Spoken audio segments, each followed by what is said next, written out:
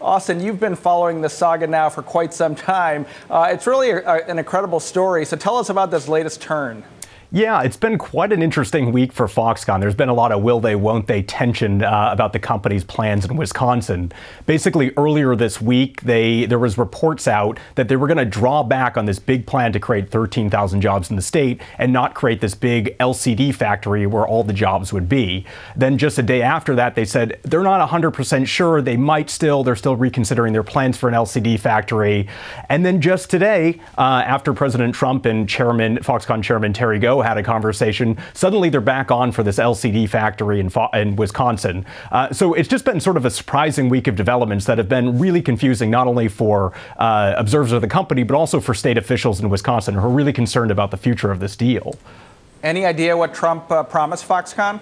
Well, Trump has actually been involved from the get-go from this deal. Some of the earliest discussions for this deal actually took place at the White House back in early 2017. And President Trump has been involved at groundbreaking ceremonies. He was there for the big announcement with Chairman Terry Gou, in part because this has been central to his big campaign pledge to bring manufacturing jobs back to the U.S. from places like China. It's a big portion of his sort of argument around the trade war that he's waging right now with China as well.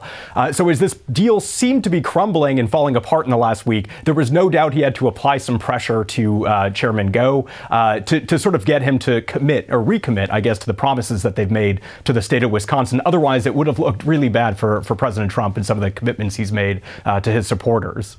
What I find so curious about this, Austin, is that locally in Wisconsin, it doesn't seem to be that popular. Scott Walker, the governor, lost his re-election bid, and people were attributing that to some extent to this deal. And yet nationally, obviously, Trump is really invested in it. Correct. Yeah. I mean, it was such a contentious issue during the debate. In fact, Governor Walker, as you mentioned, lost to the new Wisconsin governor, Tony Evers. And part of that sort of unpopularity, that controversy, stems from the fact that this deal has been extremely confusing. It's gone through a lot of evolution since it was actually signed into contract in November 2017.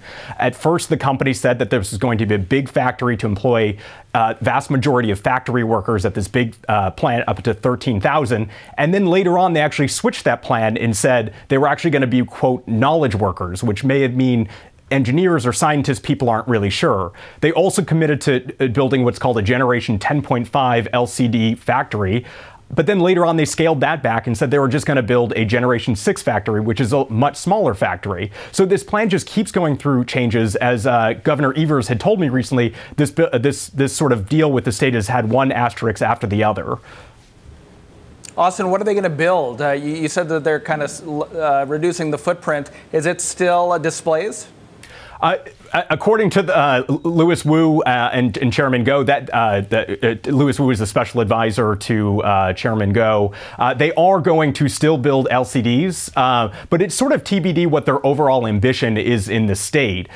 They've had these sort of big talks around building R&D centers, innovation centers. They keep talking about this ecosystem of 8K streaming video and artificial intelligence, as well as 5G wireless networking.